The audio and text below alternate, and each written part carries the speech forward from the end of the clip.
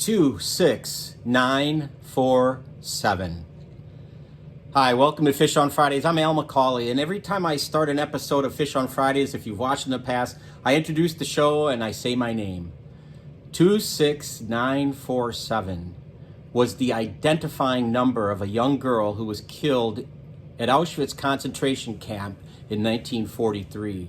Her name was Czeslawa Kwoka, and I saw her photograph recently on social media, and I was absolutely intrigued, immediately drawn to this young lady's photograph. It was a colorized version of what looks like a mugshot that was taken of her just prior to her death. And I knew when I saw it that I had to learn more about this young lady. So I've done some research on her, and I want to dedicate this episode to this unknown person. Most people, I would submit, don't know who Czeslawa was, but she was known in the concentration camp by her number. Imagine being known just as a number as opposed to by your name. Wow, amazing. This little lady was a Polish Catholic, and that was a crime for her in Nazi Germany because she was, like her family, rounded up and put in the concentration camp as a political prisoner. If you notice on the picture, she has a red triangle on her uniform, and that is to indicate that she is a foreigner who is a political prisoner, in this case from Poland. Now, Auschwitz is situated in the country of Poland, and so it stands to reason that a lot of Polish prisoners, a lot of Polish people were sent there, and ultimately a lot of them died there. We know that in Auschwitz's infamous tenure, almost 250,000 of the inhabitants of Auschwitz, just that one concentration camp, that one death camp, just at one place, there were about 250,000 children under the age of 18. Think about that. Almost 250,000 children under the age of 18 just in Auschwitz. Amazing when you think about it. This image that we have of Czeslawa was taken by a man named Wilhelm Brass. He was a Polish professional photographer before the war, and when he became a prisoner, and he was a prisoner at Auschwitz, he was known as a professional photographer. The Nazis enlisted him to take photographs, hundreds, thousands of photographs of inmates, and Czeslawa was one of those inmates. In the Nazi mindset, they thought they were going to win this war and they were going to start a new era, and this would all be a testimony to their success, I suppose, but they wanted to chronicle this. Well, toward the end of the war, as things were becoming more and more obvious that Germany was losing, Wilhelm stashed away a lot of these pictures. And after the war, he exposed, if you will, what the Nazis were doing. Now, Wilhelm took a lot of pictures and gave us a lot of insights into what it was like inside the camp. Famous pictures that we see in textbooks, U.S. history textbooks and whatnot, of children behind barbed wire at Auschwitz.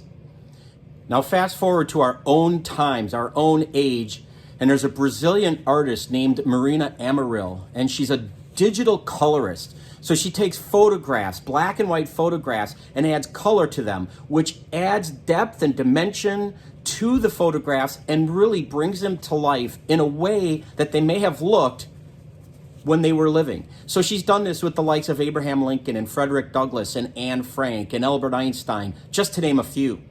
And she has done this with many of the photographs that Wilhelm Brass took while in Auschwitz. A lot of these grainy black and white photos have come to life because of Marina's work. And she has given our current age, people like you and I, an opportunity to see these people as real people, not just numbers, not just inhumane statistics, but actual real people who unfortunately were murdered by the Nazis. What a gift to us that we have this. It's this colorized photograph of Czeslawa that really grabbed my attention and made me want to know about her story. You can look into her piercing blue eyes. You can see the blood on her lip. And Wilhelm Brass was interviewed about this particular young lady. He has now since passed away, but he was interviewed about that particular picture, and he said he'll never forget it because it was so haunting. Her eyes were so deep and blue and haunting.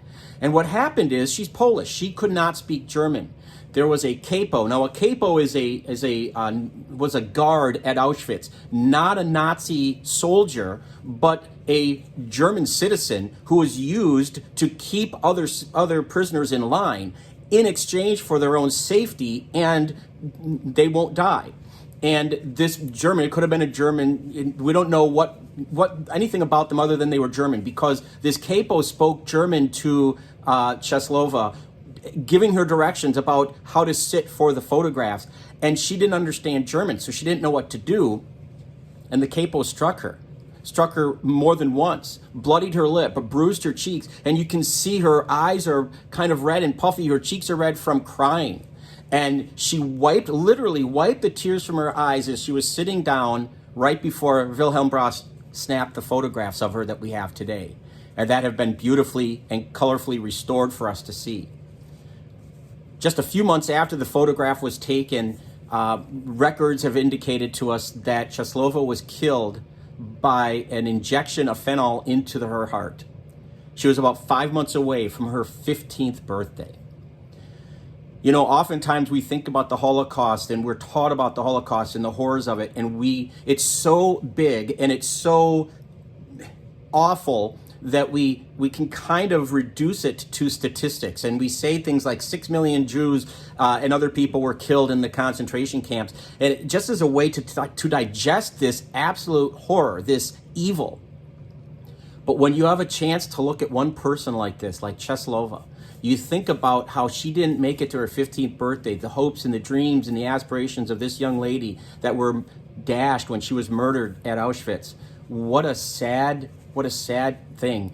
But I would ask you, she was a Polish Catholic young lady. I would ask you, especially no matter who you are, to think about her, to pray for her and with her, to believe that she is being held in God's hands.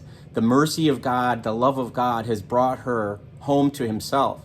And I think about her often, and I pray with her, and I just hope that whatever strength she had to muster to wipe away the tears, to wipe away the blood from her lip, to get that photograph in this terrible, terrible, inhumane situation, I hope that I have the strength like that when I'm faced with something that will probably be only an infinite fraction of what she had to endure.